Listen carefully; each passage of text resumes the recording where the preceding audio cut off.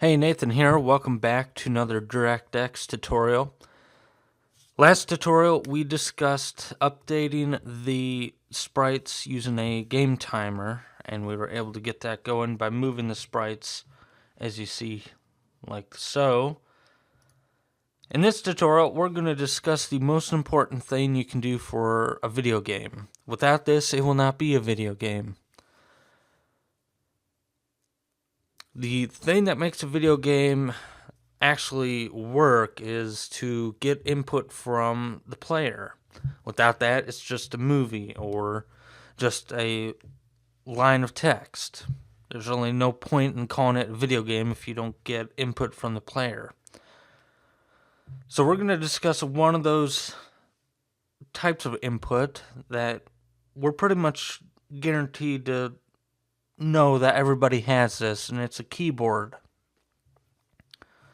So we're going to get a keyboard input. I'm going to discuss one way to do this, and the way you probably do not want to do it because it's slow. It goes through the message queue, and it's just, depending on your game, it might be good.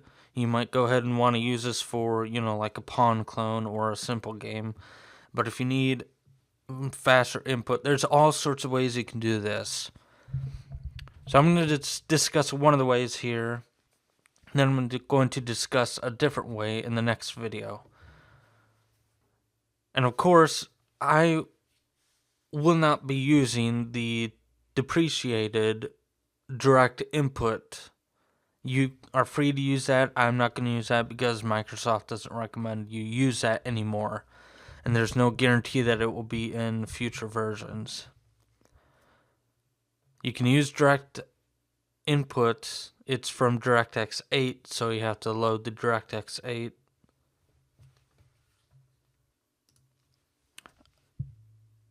8. Keyboard, which is LP DirectX 8, which is LP Direct Input Device 8.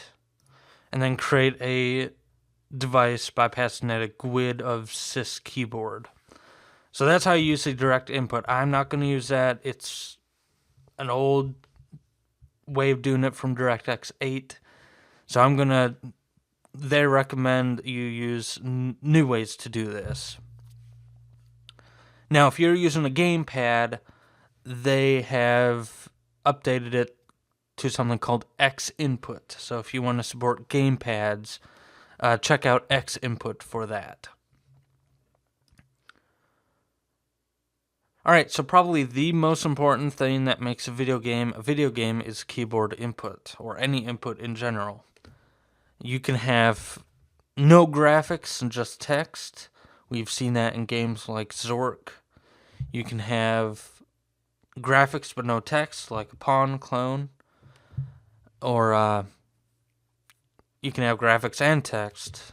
And we've seen that in pretty much all the popular games. You can have 2D, games like Terraria, or you can have 3D games like Minecraft.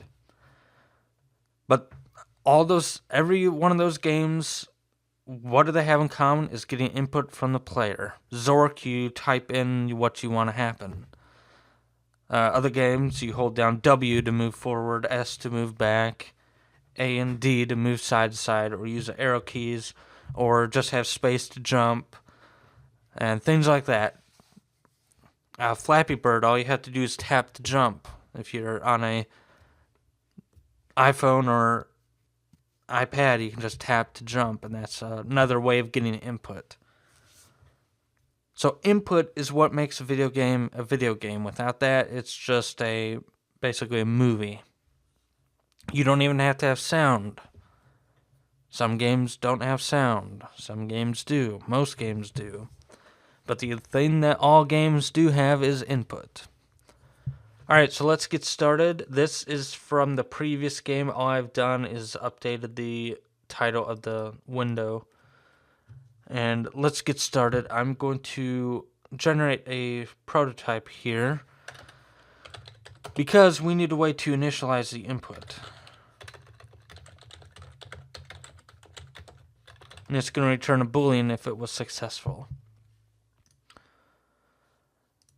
Alright, so we're going to generate the window and we're also going to initialize the input. So I'm going to add a, in this if here where we have if generate window, I'm going to add a and here for initialize input. Alright, so after the generate windows, let's, right before the lresult callback window proc, let's actually define that function here. Alright, so we need to initialize the input here, and we need to return if true if it was successfully initialized, or false, in which case we can't continue because our input couldn't be initialized. So what we need to do is, this uses raw input, so we need to get a raw input device, and we're going to use an array. I'm going to call this raw input, and we're only going to talk about one input device here, and that's keyboard, so we're going to just make this 1. Now the first element of an array needs to be at the 0 index, so raw input bracket 0 dot US usage page. Now what this will do is this tells us what kind of device it is. There's all sorts of codes that you can look up, but we're going to use a generic HID keyboard and mouse, and that will be 0x01. We're going to use this as hex, so it's 1, 0x01. You know, there's things you can use, LEDs or all sorts of stuff.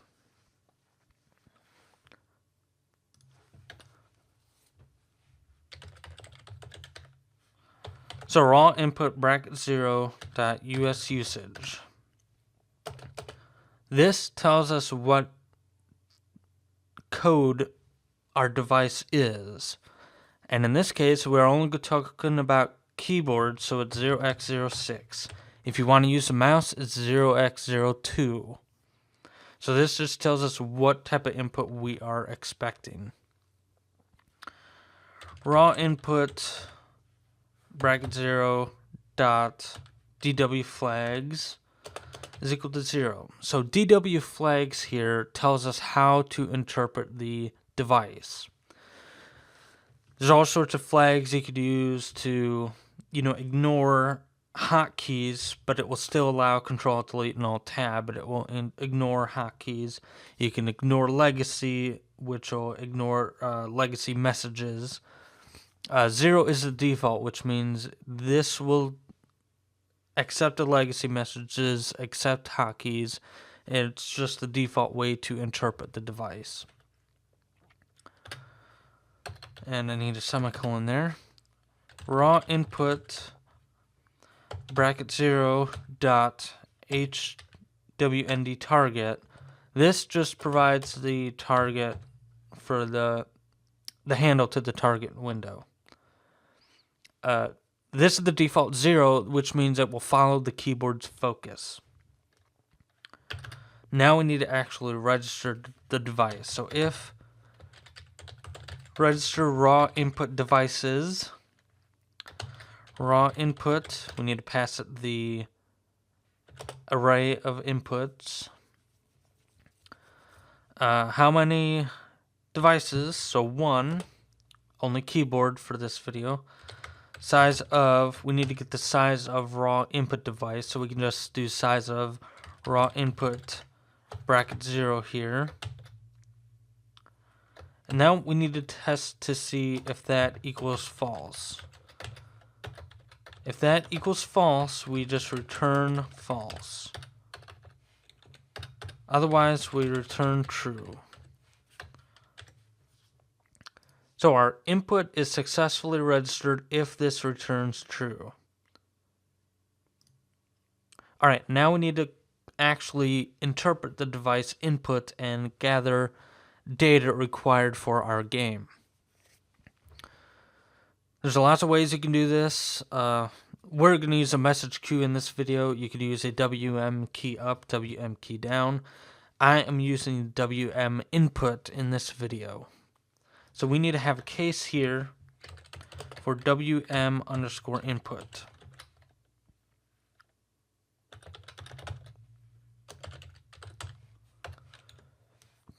So WM input, now we need to get data from our keyboard. We need to get data from our input devices.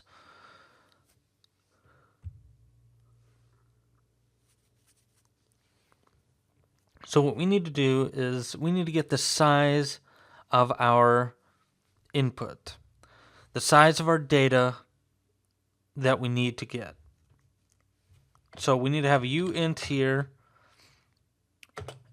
for DW size.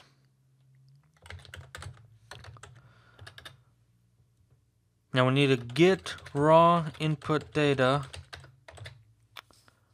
We need to call this twice. Once to get the DW size, and the next time we call it is to get the data required to process our input.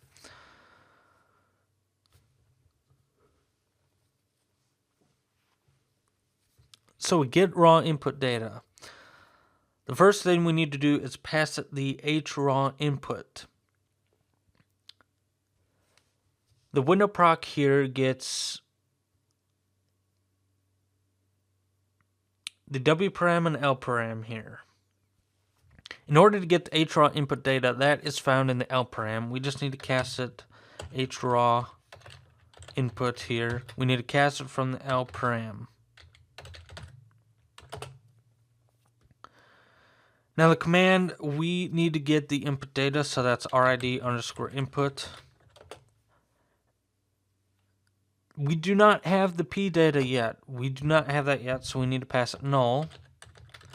We need to get the DW size here, ampersand DW size. And we need to pass it the size of the header, the raw input header. So that's size of raw input header.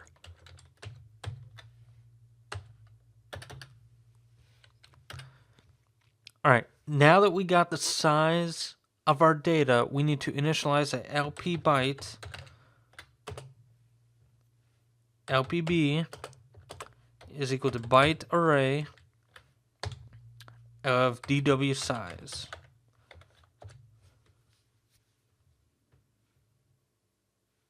That's a new byte there. So the first time we called get raw input data, we passed null here. That was for the LP void P data. So we needed to get the size of the data in order to initialize the array of LP byte.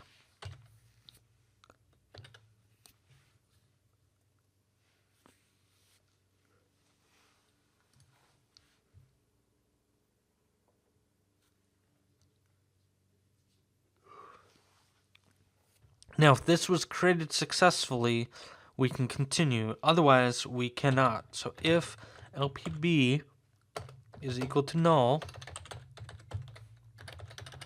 we just return 0.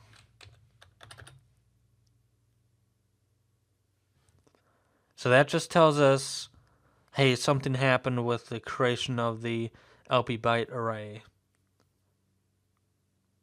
So we just return 0 because we can't process it. All right, now we need to get raw input data again. So we need to cast the L param and pass in the RID input. That's the command we want. Now we need to provide the LPB, the LP byte value here, the byte array. Ampersand DW size here, and size of raw input header. So now that populates that LP byte that we just made. But now we need to cast it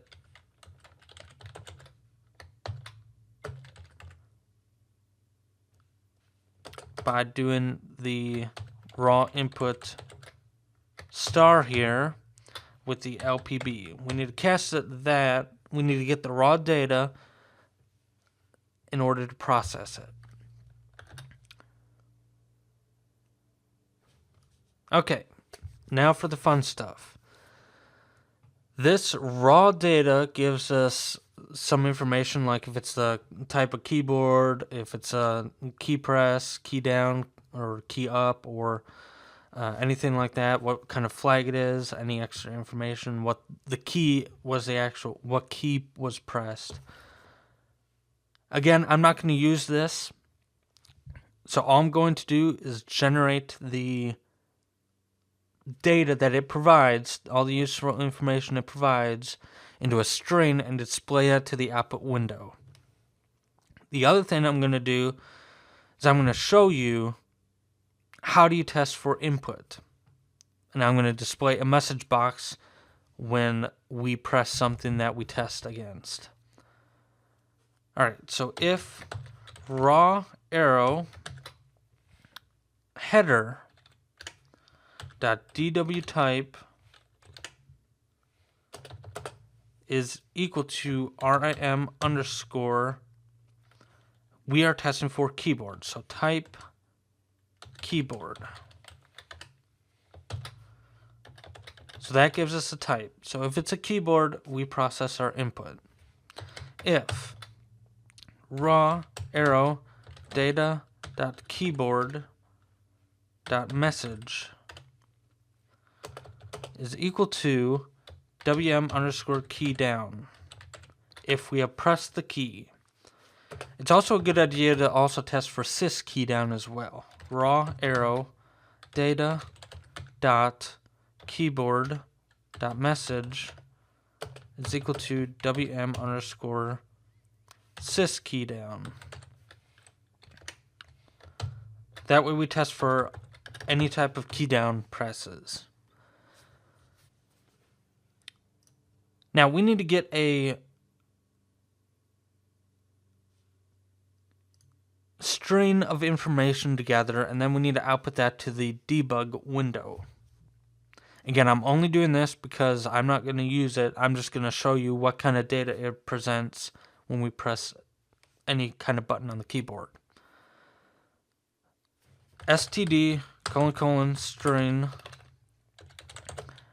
information is equal to make code. One of the things it provides is the make code.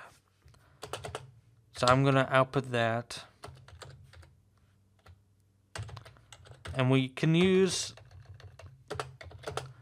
using C++11, there's a new thing that you can use called toString.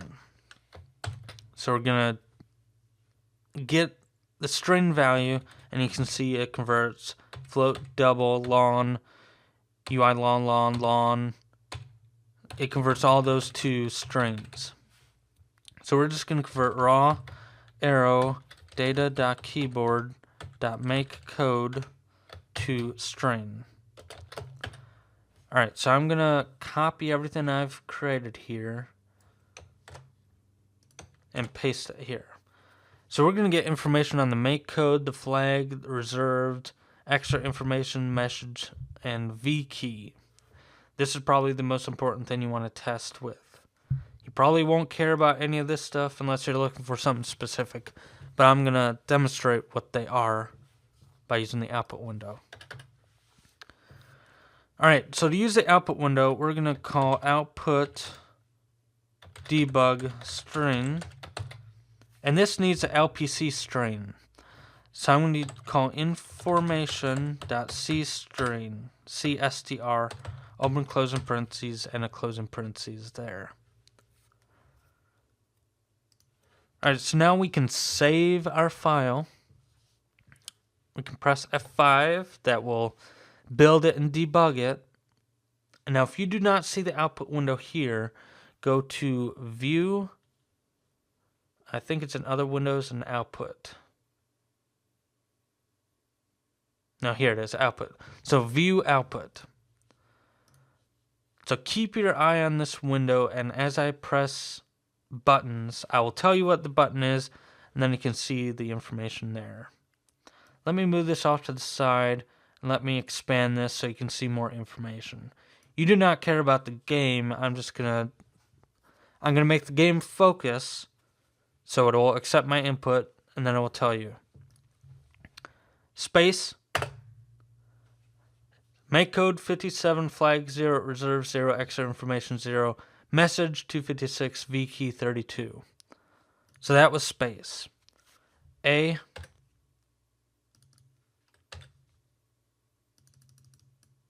I pressed A twice there. Make code 30, all the other information, and then V key 65. So V key is what you're most worried about, and then you can use this WM key down or sys key down to let you know. If you did not have that, let's go ahead and stop this. Let's go ahead and remove this here.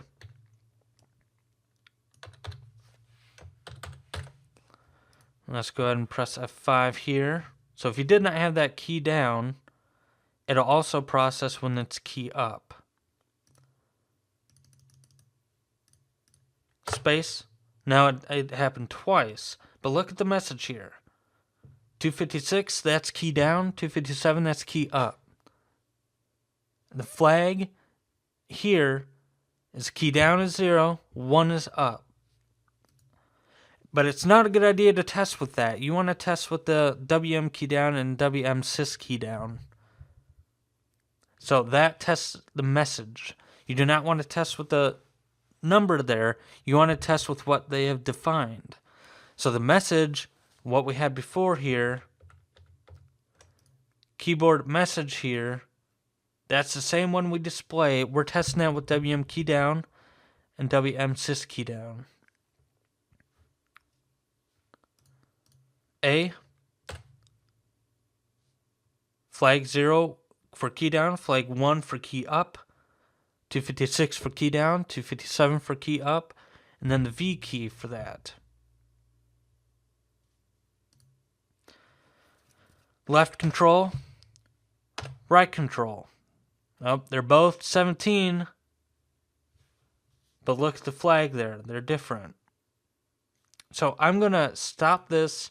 I'm going to go back to the raw data where it tests for key down. I'm going to save that and run it again.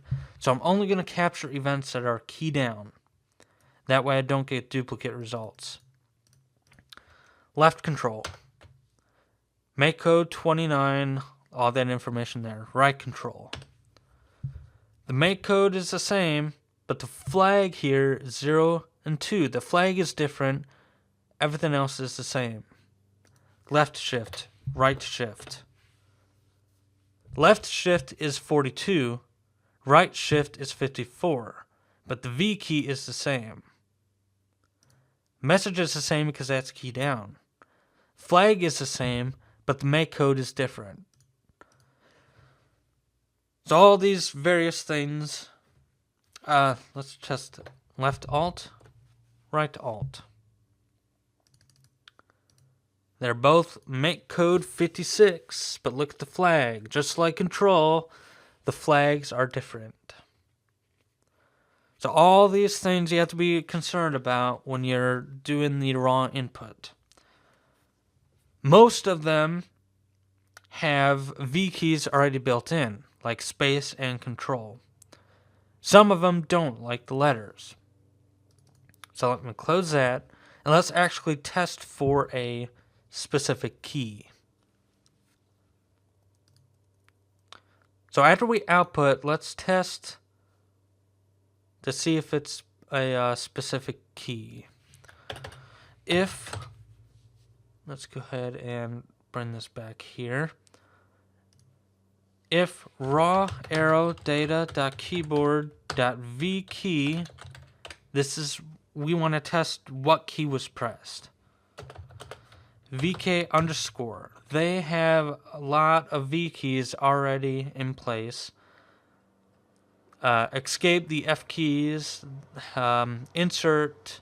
They have space, number pad, right, left, arrow keys, shift, space, all that stuff, but they don't have the letters. So let's test for the space. Now all I'm going to do is display a message. box. And I'm going to display null, space key was pressed. Null, null. Alright. So I'm running my game. You'll see output here. Let's go ahead and expand that. A, nothing happened. B, C, D, E, F, G. As you see, all those messages appeared here. Space. Space key was pressed here.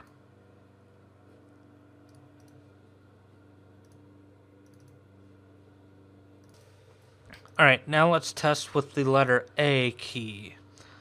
So that doesn't have VK underscore A. That doesn't have a key. Or B, C, D. None of them have keys like that. 0x41 is for A. Alright, let's run the game and test for A. So A key was pressed. B, C, D, E, F, G, nothing else. 42 is B. B key was pressed. So if you want to use this, I would generate more defines, and actually, let's go ahead and do that now. I'll generate 1 for 41 for A. A key was pressed, and I go to the top here. VK underscore A key as 0x41. Alright, so if you are going to use raw input data like this, and you want to test with V key, VK underscore A key. You should make it defined for all the letters. If you don't know the ones, you can look online, look for a list of VKs, or you can use this output information and get the VK, you know, type in A, B, C, D, E, F, G all the way. Every button on your keyboard, if it doesn't have a VK already, generate a VK based on the VK code there. Alright, so let's press F5. A key was pressed. Alright, so that is keyboard input using the message system. Like I said, I'm not going to use this way. I'm going to use a different way. There's all sorts of ways you can do this. You can use a WM key up and WM key down if you want to. I'm using the WM input in this case. And I'm only discussing keyboard in this video. In the next video, I will discuss the actual method I will use to go into the keyboard input. The method I will use in my future videos. You are welcome to use the direct input. It is not recommended by Microsoft anymore. I will not be using it. But if you want to go ahead and use it, there's a lot of resources online on how to use that. So I hope you enjoyed this video.